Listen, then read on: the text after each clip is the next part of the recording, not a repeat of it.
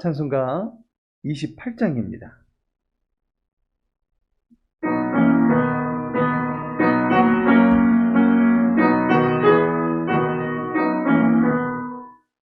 고백은 강림하사 찬송하게 하소서.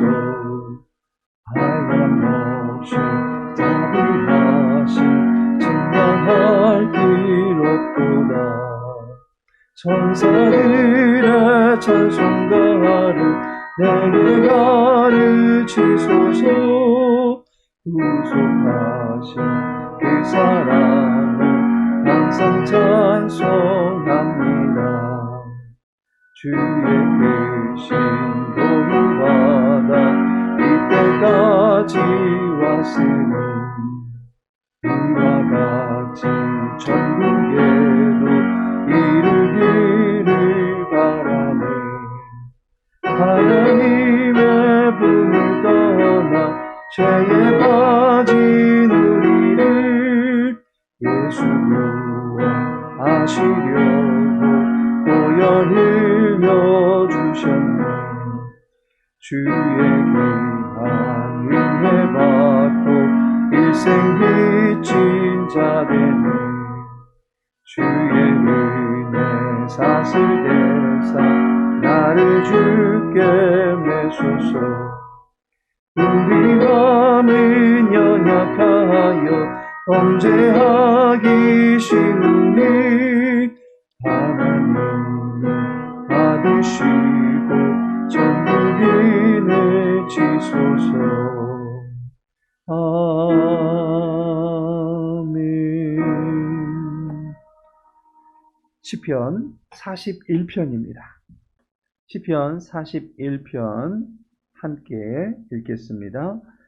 가난한 자를 보살피는 자에게 복이 있으며 재앙의 날에 여호와께서 그를 건지시리로다. 여호와께서 그를 지키사 살게 하시리니 그가 이 세상에서 복을 받을 것이라. 주여 그를 그 원수들의 뜻에 맡기지 마소서. 여호와께서 그를 병상에서 붙드시고 그가 누워 있을 때마다 그의 병을 고쳐주시나이다. 내가 말하기를 여호와여 내게 은혜를 베푸소서. 내가 주께 범죄하여 싸우니 나를 고치소서 하였나이다.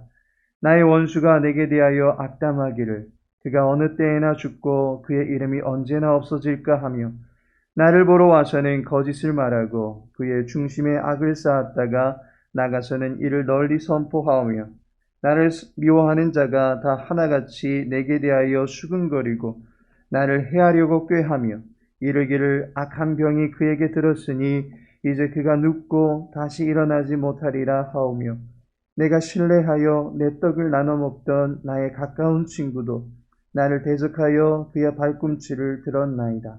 그러하오나 주 여호와여 내게 은혜를 베푸시고 나를 일으키사 내가 그들에게 보응하게 하소서. 이로써 내 원수가 나를 이기지 못하오니 주께서 나를 기뻐하시는 줄을 내가 알았나이다. 주께서 나를 온전한 중에 붙드시고 영원히 주 앞에 세우시나이다.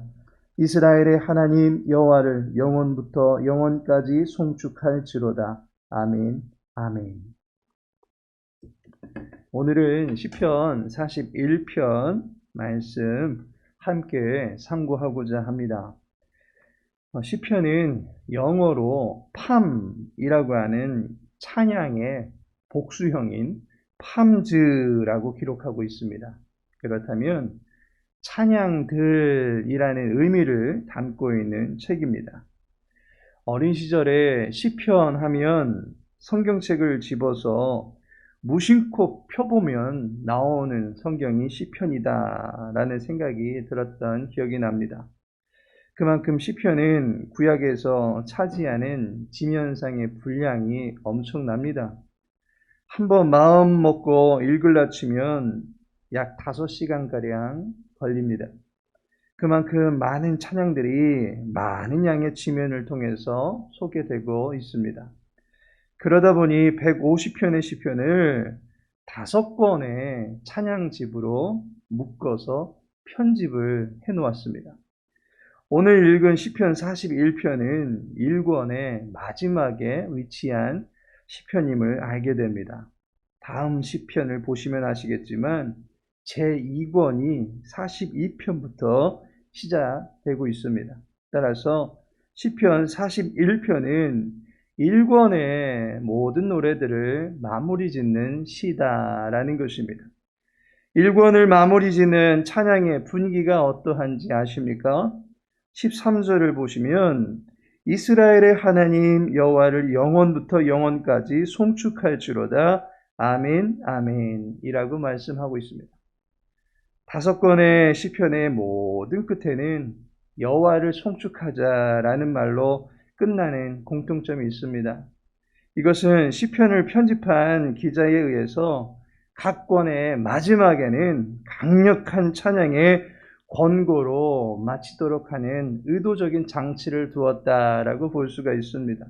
그런데 아무리 앞에서 찬양하자 강력하게 외친다 할지라도 내 마음이 그 시에 전혀 공감이 가지 않으면 찬양이 되지 않습니다. 그 찬양의 가사가 마음에 와닿지 않으면 형식적일 수밖에 없을 것입니다. 그런데 본문인 아멘, 아멘이라는 2번의 말로 마치고 있습니다. 이것은 찬양을 외치는 지휘자와 그 찬양을 받는 회중간에서 서로 아멘을 매기고 받는 식으로 찬양을 하고 있는 그림인 것을 알게 됩니다. 다시 말해서 이 찬양의 말과 그 감동에서 찬양을 부르고 있는 어느 누구도 그 찬양에서 동떨어진 존재가 없이 모두 다 찬양의 기쁨과 능력을 경험하고 있다라고 하는 것입니다. 때문에 누구나 모두 다 아멘, 동의합니다, 맞습니다, 그렇습니다 라고 같이 외치고 있는 것을 보게 됩니다. 바라기는 우리 모두에게도 찬양의 기쁨이 임하게 되기를 축원합니다. 마지막에 담고 있는 이 찬양의 권고가 어느 누구에게는 억지스러운 권유가 아니라 우리의 마음 깊은 샘에서부터 여호와 하나님을 향하여 터뜨리게 되어지는 기쁨의 함성들이 되어지기를 소망합니다. 그렇다면 본문에 나타난 찬양은 본문에 나타난 찬양의 이 시인은 어떤 기쁨을 누리고 있는 것입니까? 첫 번째로는 보응의 기쁨을 누리고 있다라고 하는 것입니다. 1절을 보시면 가난한 자를 보살피는 자에게 복이 있으며 재앙의 날에 여호와께서 그를 건지시리로다 라고 말씀하고 있습니다. 복이 있다라는 말로 시작합니다. 이것은 시편 1편이 시작할 때와 똑같은 단어입니다. 시편 1편을 보니 복 있는 사람은 이라는 말로서 복으로 시작하고 있습니다. 시편 1편과 시편 41편이 똑같이 복으로 시작하고 있습니다. 시편 1편에서 어떤 사람이 복이 있다라고 말합니까? 죄에 그의 삶을 섞지 않은 사람입니다. 욕심을 따라가지 않는 사람이 복이 있다라고 말하고 있습니다.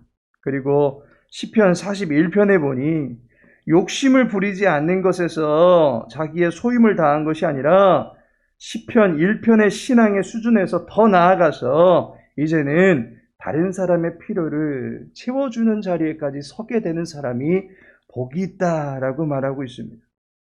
가난한 자를 보살피기 위해서 자기의 마음을 기울이고 자기의 자원을 사용하는 사람이 복이 있다라고 말하고 있습니다.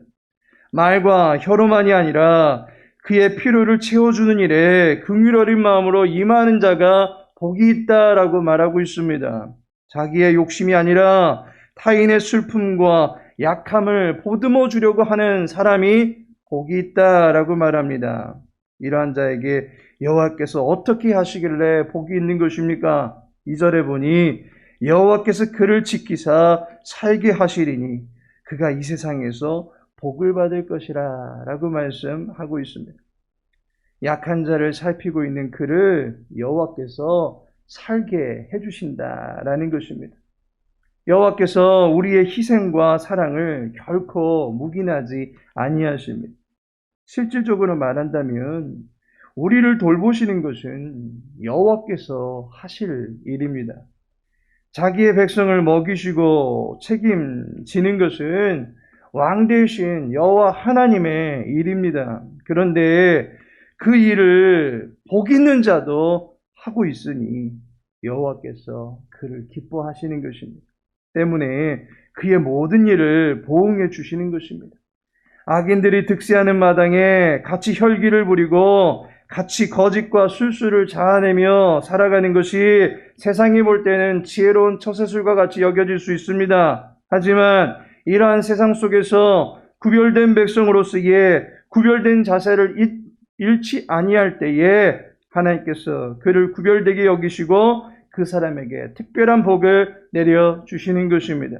하나님께서 모든 것을 기억하시고 갚아주시는데 그 하나님을 향하여 어찌 찬양하지 않을 수 있겠습니까? 우리 모두 우리의 모든 삶을 보응하시는 여호와 하나님을 송축할 수 있기를 소망합니다. 두 번째로는 보위하시는 기쁨을 누리고 있다라는 것입니다. 보위하다라는 말은 보호하시고 도우신다라는 말입니다. 세상에는 약자만 있는 것이 아닙니다. 악한 자도 있습니다. 악한 자가 어떤 말을 하는지 들어보시겠습니까? 5절에 보니 나의 원수가 내게 대하여 악담하기를 그가 어느 때에나 죽고 그의 이름이 언제나 없어질까 하며 라고 말씀하고 있습니다. 아주 내가 망하기를 바라는 사람이 있다라는 것입니다. 우리말에 사촌이 땅을 사면 배가 아프다라는 말이 있습니다. 가까운 사이여서 가장 먼저 축하해 줄 것 같은 위치에 있는 사람이 도리어 은근히 안 되기를 더 바라고 있을 수도 있다라는 것입니다. 악한 자들이 그렇다는 것입니다. 겉으로는 잘해주는 척합니다. 그런데 실상은 나의 처지를 떠보고 그 와중에 잘 되는 것이 있으면 배 아파서 안 되기를 바라고 무너져 내리기를 바라고 있더라는 것입니다. 그것이 단순히 마음으로서만이 아니라 직접 행동에까지 옮기면서 소위 뒤통수를 치거나 등 뒤에 비수를 꼽는 모습으로 나타날 수 있다라고 하는 것입니다. 9절에 보니 내가 신뢰하여 내 떡을 나눠 먹던 나의 가까운 친구도 나를 대적하여 그의 발꿈치를 들었나이다 라고 말하고 있습니다. 말이 등을 지고서 발굽으로 뒷발로 내쳐버리듯이 나에게 등을 돌리고 나를 외면하는 것이 바로 가장 가까운 그 누군가에서 일어날 수 있다라고 하는 것입니다. 그럴 때 우리는 더 많은 아픔을 갖게 됩니다. 이러할 때 우리는 허망감과 허탈감이 들지 않겠습니까? 내가 그것밖에 안 되는 존재였나? 나를 이용만 한 것인가? 그런데 시인은 이런 아픔 속에서도 결국 찬양합니다. 왜 그렇습니까? 하나님께서 보위하시기 때문입니다. 원수에게서 보호해 주시고 그들의 악한 꾀에 내 마음이 무너져 내리거나 내 인생이 파멸되지 아니하도록 보호하시고 지켜주시기 때문에 찬양하는 것입니다. 11절을 보니 내 원수가 나를 이기지 못하오니 주께서 나를 기뻐하시는 줄을 내가 알았나이다 라고 말하고 있습니다. 원수가 아무리 활개를 친다 할지라도 나는 원수의 조롱거리가 되어서 그들에게 만족을 주는 그런 사람이 아니라 도리어 여호와 하나님께 기쁨을 드리고 있는 거룩한 존재다 라고 하는 이 거룩한 자부심을 가지고 여호와 하나님을 찬양하는 것입니다. 우리를 보위하시는 하나님, 우리를 보호하시고 도우시는 여호와 하나님을 우리 함께 송축할 수 있기를 축원합니다. 마지막으로 보장해 주시는 기쁨을 누리고 있다라고 하는 것입니다. 앞서 말한 모든 복과 보위가 어떤 수준에 이르게 되는지 아십니까? 내게서 영원히 떠나가지 않는다라고 하는 것입니다. 내게서 영원토록 나를 보호해 주시고 영원토록 나를 보호해 주시는 그 능력이 계속해서 나타난다라고 하는 것입니다. 이 세상에서 영원한 존재는 오직 여호와 하나님밖에 계시지 않습니다. 따라서 여호와께서 나와 늘 함께 하시기 때문에 우리는 언제나 보응의 복을 누리게 되고 또한 보위의 평강을 얻게 되는 것입니다. 그것이 영원까지 보장되어 있다라고 하는 것입니다. 12절에 보니 주께서 나를 온전한 중에 붙드시고 영원히 주 앞에 세우시나이다 라고 말씀하고 있습니다. 영원히 나를 세워주십니다. 우리의 복은 영원토록 보장된 것입니다. 결코 취소되지 않습니다. 영원히 함께하는 것입니다. 영원한 복이 보장되어 있으니 이 어찌 마음이 든든하지 않을 수 있겠으며 이 어찌 찬양하지 않을 수 있겠습니까? 우리 함께 여호와 하나님을 찬양하지 않으시겠습니까? 이스라엘의 하나님 여호와를 영원부터 영원까지 송축할지로다. 아멘. 아멘. 하나님께서 사랑하시는 성도 여러분, 복된 성일입니다. 특별히 오늘은 맥주 감사 주일로 드리게 되는 복된 주일입니다. 상반기에도 우리의 삶을 보호하시고 또한 돌보아 주신 그 하나님의 은혜, 그 은혜를 기억하시며 주님을 찬양할 수 있는 저와 여러분의 삶이 되어지기를 소망합니다. 또한 우리의 행한 모든 수고대로 선한 열매들을 맛볼 수 있도록 보응해 주신 그 여호와 하나님을 찬양할 수 있기를 소망합니다. 보응과 보위의 복을 영원토록 우리의 삶의 앞에 보장해 주신 그 하나님을 찬양하며 함께 예배할 수 있는 복된 날 보내시기를 예수님의 이름으로 축복합니다. 하늘에 계신 우리 아버지여, 이름이 거룩히 여김을 받으시오며 나라의 임하옵시며 뜻이 하늘에서 이룬 것 같이 땅에서도 이루어지이다. 오늘날 우리에게 일용할 양식을 주옵시고 우리가 우리에게 죄 지은 자를 사하여 준 것 같이 우리 죄를 사하여 주옵시고 우리를 시험에 들게 하지 마옵시고 다만 악에서 구하옵소서. 대개 나라와 권세와 영광이 아버지께 영원히 싸움나이다. 아멘.